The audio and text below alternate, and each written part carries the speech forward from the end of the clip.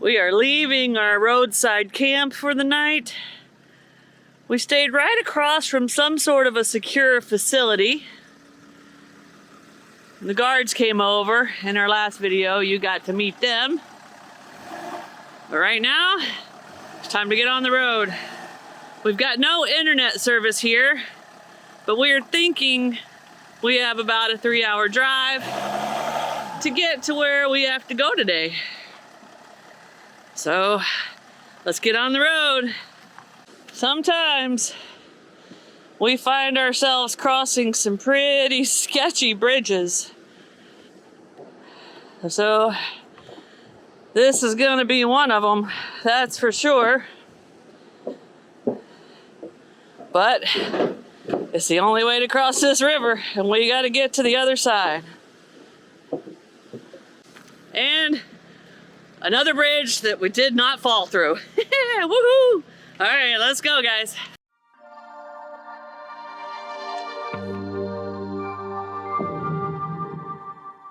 So this road going by the river down here has taken an interesting turn. We have tons of single lane tunnels that we're going through.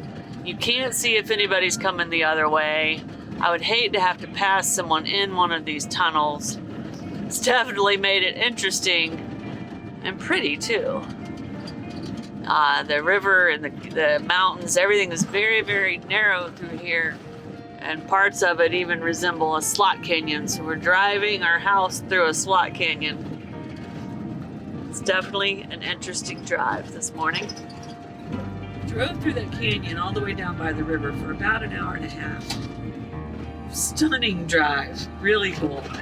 Now we're climbing up into the mountains. We're going through a few little cities, villages, towns, whatever you want to call them, that look a bit indigenous. And we think we'll continue to climb as we head towards our next campsite.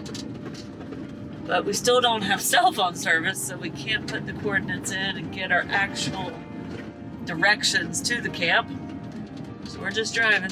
As we're starting to climb up out of this canyon, the tunnels, tunnel after tunnel after tunnel, when there's clearly two-way traffic on a one-way road. It's a little spooky, to tell you the truth. I'll be happy when we get to the top of this thing. But we think we're probably maybe an hour or so from our hopeful camp. We've been driving for 2 hours and 15 minutes. So, you'll cross your fingers we get out of these darn tunnels soon.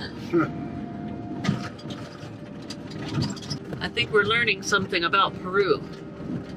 I think every drive is going to turn into an adventure.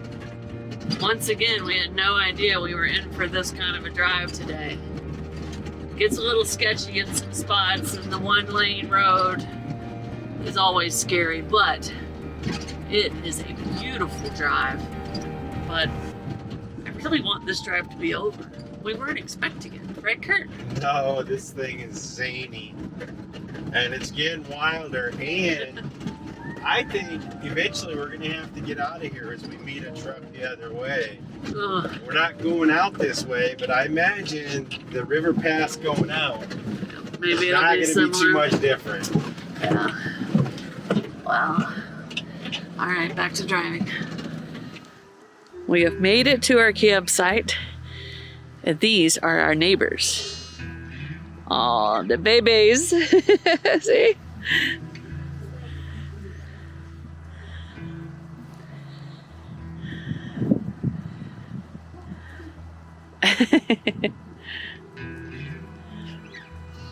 Look at that. Chini đây, chini. Oh, so fun. ¿Cuántos? Hay 100. 100. Oh. Okay. Muchas gracias. Yeah. All right, guys. How fun was that? We have 100 of these guys right outside of our van. But we've made it to our camp. It's a wonderful little place. But it's hot here in the middle of the afternoon. We may even crank the air conditioner today. But one thing we have found out is it is a Sunday, and our plan was tomorrow to go up on the hike up to the pretty snow-topped mountains we showed you earlier. But the truckers here in Peru are going to strike tomorrow, which means roads will be blocked and no tourism, no business of any kind on the roads should take place. So tomorrow we will edit here at this campsite, and we will hope that the trucker strike gets resolved pretty quickly so we can get y'all up to those snow-covered mountains that are right on the other side of this pretty mountain that we get to look at here at the camp. Good morning, everyone. Well, today is moving day, but before we go, I wanted to show you around this place a little bit. It's actually worked out pretty good. So from a logistics standpoint, it was $10 a night. They had Wi-Fi, which I can't brag about and I can't complain about. It came and go from the van, but was still good enough. And they have what boasts to be an Overlander, the cleanest, nicest bathrooms in South America. I gotta be honest, they were pretty nice. The shower could have had a little bit more pressure, maybe to qualify as the number one. But I think the coolest thing about this place is it's a big farm. Now, if you guys were watching in Ecuador, we went to Monica's farm, and that was a really nice farm. It was a little bit smaller. This is quite a bit bigger. You can see back over there, they have some corn. I believe this is like a hay or alfalfa or straw, because they have horses. And in the fields, they also grow snow peas. But I didn't get an official tour of this place. I just kind of milled around. But I gotta tell you, I'm super impressed with Rodriguez's place here. The layout is so organized, nice, clean lines, everything here that he's done is really beautiful. And you can see it in the, just in the construction. Now, a lot of this is mud brick housing or buildings or outstructures, but you can see on the front how when he stuccoed it, he put that fancy decorative element in it. But if you look at this place, you can just see there's just a lot of time put into this to make sure it's manicured and looks real neat and clean. I would guess that this farm is about 20 acres, and I think the main farm manager, farmhand, the chief, whatever it is, has a small house on the other side over there. I'll show you. But I've seen several workers out here, and one of the things that kind of makes this fascinating is we're up in the desert, and they have a complex structure of these irrigation ditches, but yet they're all simply done. They're simply trenches that are dug around these different ponds. Now, this is a big field of snow peas, I think they're called. They're the little flat peas, not the ones like the going peas and carrots, the big round ones, but the little flat ones, you kind of eat the whole thing. And you can see, here's a horse. But in any event, I've seen the workers out there, so a lot of this stuff is done by hand. There's some old equipment around here. I haven't been able to determine if it's functional or if it's old boneyard, graveyard equipment that lived once before. There's lots of little birds. I see a red one out there on the stick. I haven't taken time to film them. We had the one-day strike. I think Snow already told you about that we were warned about. It did not materialize. However, we did stay here for an extra day just to relax. But again, families farming around here, animals, peas, corn, alfalfa, horses, chickens, ducks. It's been a really relaxing place to stay. We're glad we're here, but we got an exciting place to go, as I said before I started babbling, Today is moving day and we are headed up to an amazing glacier lake. And so pretty excited to see this and show you. We talked to some other overlanders who swang through here and they said it is pretty stunning. So let's go see that. So we left our camp bright early this morning and drove through a cool little town, which was the town where we turned off to head up to today's adventure. And we know where we're heading is a stunningly beautiful place. We've heard from other overlanders that it's one of their favorite views of their whole journey. So we'll see when we get there. But first, we have to get there. And once again, we find ourselves on a crazy, insane little mountain road, weaving up quickly. How you doing over there, Kurt? Well, the road is super steep. And usually we're talking about the drop-offs being super steep. And believe me, we have those too. But this is really challenging the van in terms of steepness. And on a lot of these switchbacks, S-curves, we got to stop and back up because we don't have the turn radius to make them. So I think this might qualify as the second steepest road we've been on. From up here, we can start to see the glacier-capped mountains. And I can tell you the views we have right now are pretty dang good, but I can't wait to see what it looks like up top. First, we gotta get there. We have made it to a much, much better section of roadway. Recently graded, a little bit wider, not quite as crazy. And the views, they just keep getting better with every turn. But I think we're gonna wait and show you all the views when we get to the big reveal, where it's supposed to just be stunningly beautiful. So we will see you guys maybe about a half an hour. So we just paid 60 souls to enter the national park. And now we're getting much closer to the views. Let's go see this place. So we made it up to these beautiful glacier mountains. They're so stunning and they're so jagged. They just abruptly just shoot up right here through Peru. And it's winter here, but I can actually see the ice and you can see a little bit of blue tint. And then we're kind of in a canyon up here at about 14,000 feet. So we're gonna get up and get down fairly quick for the kiddies. But we've got a couple beautiful glacier lakes, so we're gonna kind of drive around them. Generally with these things, the color changes depending on the reflection of the sun. There's these trees here that are pretty wild.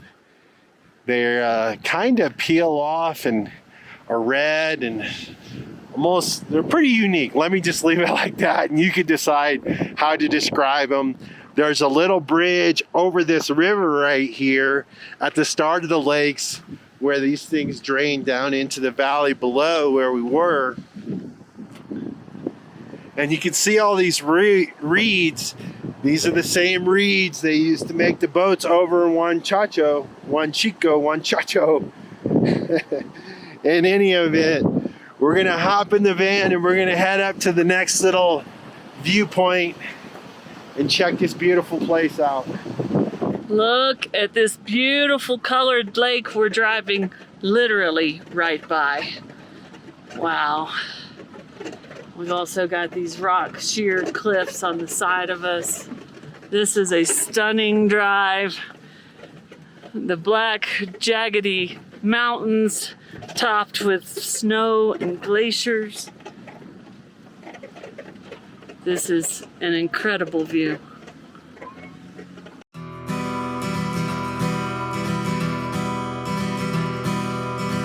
I dare you dig a little deeper. It makes you feel a little stronger. Who knows what you may find? You'll see in your own time. It might just take a little longer. It all goes by so slowly. Ooh, you waited your whole life. Your days turn into nights. We made it up to 14,200 feet before we decided to turn around, and while we're turning around, we get an amazing view of this glacier. It is absolutely beautiful up here. And I think it's time we show you just how stunning this drive has been.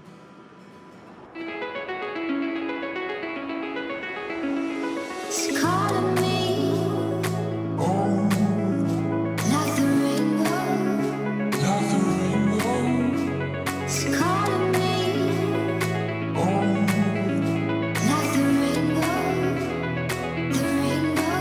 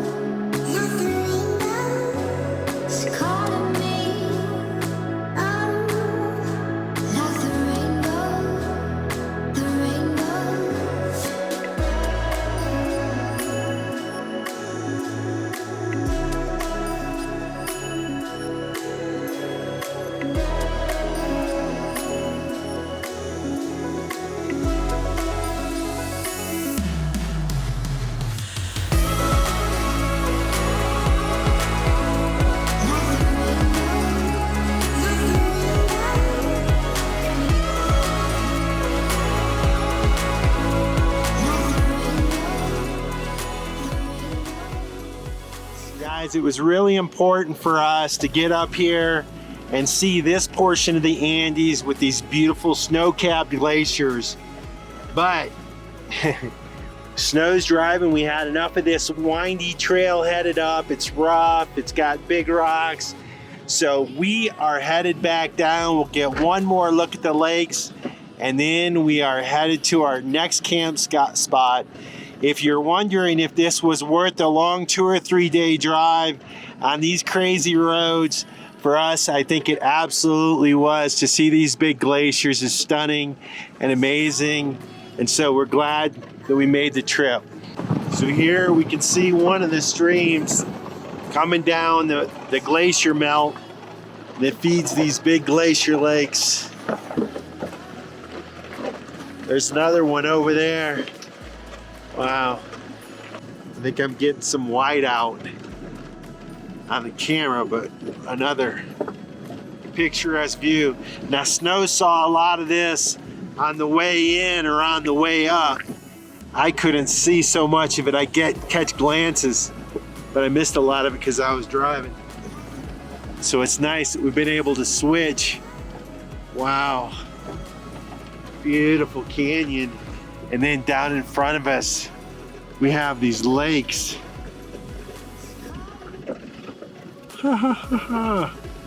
Look at this. What a stunning canyon. I would have to put this up with one of the most beautiful canyons we've driven through, especially with glacier lakes. I can't remember the last time we did this, if ever. Zona de recuperación. We saw that sign on the way up and we kind of chuckled, but Snow is like, I understand. Yes. On this kind of road, this kind of steepness, sometimes you just have to stop and think about things for a minute. But we're almost back down to the floor of the canyon in this beautiful blue lakes. So down on the valley floor, I can see some donkeys, some horses, and some cattle. So they definitely raise livestock up in this little valley. And you can just look across and see all those bushy purple flowers.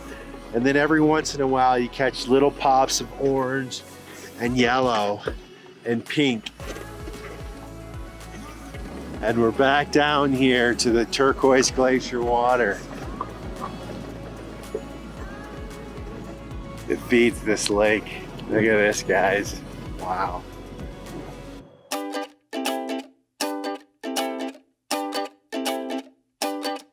First day of spring, and I just wanna sing to everything that's moving, every single little thing. To them birds flying free, fish in the sea, flowers and trees, every little bumblebee. I wanna sing, ooh, ah,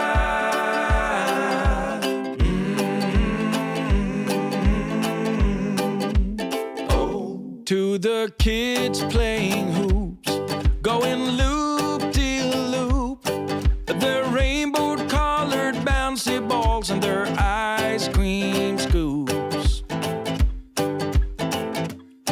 Got my shoes in my hand and my feet in the sand. I got 20 ducklings in a row like a little marching band, and they sing, ooh,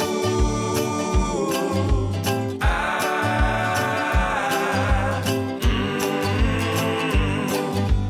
ooh, ah,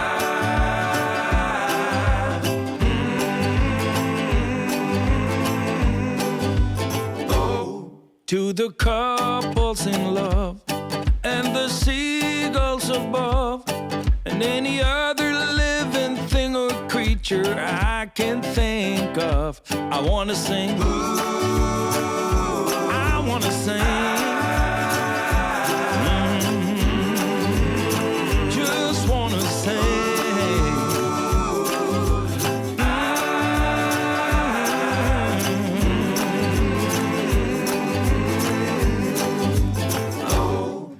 All right, it's been a long, bumpy ride through some beautiful roads, but I think it is time that we go ahead and wind this episode down. We'll see you guys in a few days. This place has been cold. We're headed somewhere that may be a little bit warmer. So we'll see you guys in a few days. Cheers. If you like this video, be sure to subscribe to our channel and hit that notification bell so you guys know when we put out new videos. And don't forget, you can always follow us over on Instagram to see what's going on in between videos. Cheers, guys.